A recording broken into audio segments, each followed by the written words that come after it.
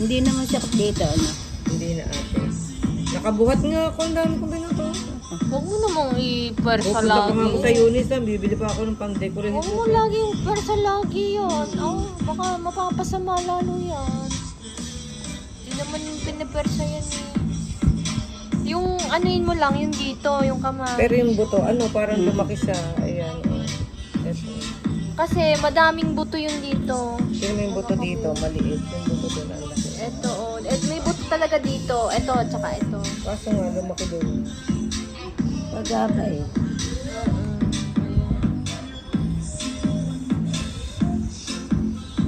Buti na lang, hindi masakit.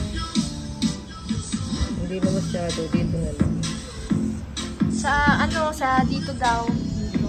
Pero hindi pa ako makabuhat ng mabigat at saka yung... Aba, hindi pwede.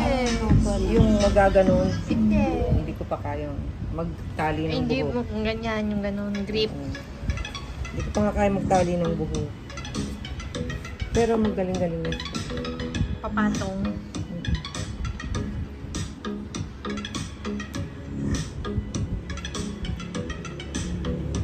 Sabi niya, singgo ako doro nga. Toro para. Hingin ko nga niya. O kanya na yung dati. Hanipin eh. Da para, Mabigat siguro ang kamay ng babae, ano? siguro. Kamay ko hindi mo ramdam. Hindi. Sa kanya, nasaktan ako eh. Pinisapisa niya kasi.